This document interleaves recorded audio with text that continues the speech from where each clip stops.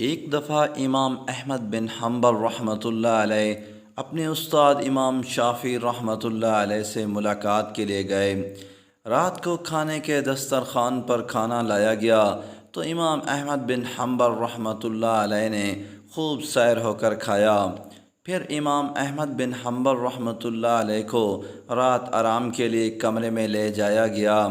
امام شافعی رحمۃ اللہ علیہ صبح فجر کی نماز کی ادائیگی کے بعد ان کے ساتھ گھر واپس تشریف لے آئے اور انہیں کمرے میں بٹھایا۔ تھوڑی دیر کے بعد امام شافعی رحمۃ اللہ علیہ اپنے مہمان کے پاس آئے اور کہا کہ میری بیٹیوں نے 2 باتیں آپ کے بارے میں پوچھی ہیں، میں چاہتا ہوں کہ ان سوالوں کے جواب آپ دیں۔ میری بیٹیوں کا پہلا سوال یہ تھا کہ آپ نے رات کو کھانا معمول سے بہت زیادہ کھایا ہے، حالانکہ اتنا کوئی نہیں کھاتا، اس کی وجہ کیا ہے؟ دوسرا سوال یہ ہے کہ آپ کے کمرے میں وضو کے لیے پانی کا لوٹا رکھا ہوا تھا، کیا آپ نے تہجد کی نماز نہیں ادا کی؟ امام احمد بن حنبل رحمۃ اللہ علیہ نے جواب دیا، میں نے کھانا اس لیے زیادہ کھایا، اس کھانے میں حلال ہونے کی وجہ سے بہت برکات تھیں، تو میں نے سوچا پیٹ کے راستے جتنی برکت میرے جسم میں چلی جائے اچھا ہے۔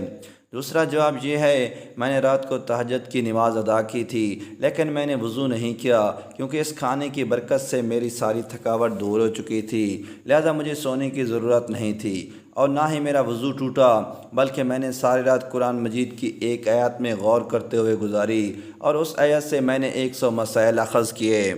اس طرح حلال غذا سے انسان میں بہادری اور شجاعت بھی پیدا ہوتی ہے، انسان میں ہمت اور حوصلہ پیدا ہوتا ہے، جبکہ حرام اشیاء سے بزدلی پیدا ہوتی ہے۔ تاریخ میں بہت سے ایسے واقعات مذکور ہیں۔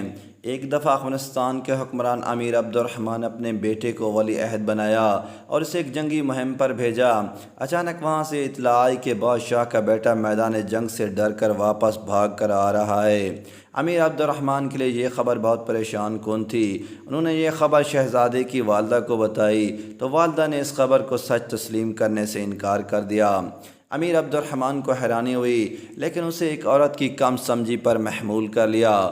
تھوڑی دیر کے بعد بادشاہ کو دوبارہ اطلاع ملی کہ پہلی خبر غلط تھی، جبکہ شہزادے کو اللہ تعالیٰ نے دشمنوں پر فتح نصیب فرمائی ہے۔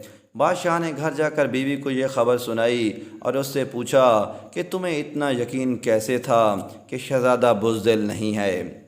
شہزادے کی والدہ نے بتایا، جب یہ بیٹا میرے پیٹ میں تھا تو میں نے یہ تہیہ کیا تھا کہ کوئی حرام لقمہ میں اپنے منہ میں نہیں ڈالوں گی تاکہ اس کی غذا میں کوئی حرام اثر نہ جائے، اور پھر جب یہ دودھ پی رہا تھا تو میں نے 2 کام کیے، ایک یہ کہ کبھی میں نے اسے بغیر وضو کے دودھ نہیں پلایا اور دوسرا یہ کہ میں نے کبھی حرام لقمہ اپنے منہ میں نہیں ڈالا۔ اس احتیاط کی وجہ یہ تھی کہ میں نہیں چاہتی تھی کہ میرا بیٹا بزدل ہو، جبکہ بزدلی جیسے اثرات حرام غذا سے پیدا ہوتے ہیں، اس لیے مجھے یقین تھا میرا بیٹا بزدلی کی وجہ سے میدان جنگ سے نہیں بھاگے گا۔ دوستو، اس طرح کی مزید ویڈیوز کے لیے چینل کو سبسکرائب کریں تاکہ آنے والی تمام ویڈیوز آپ تک پہنچیں۔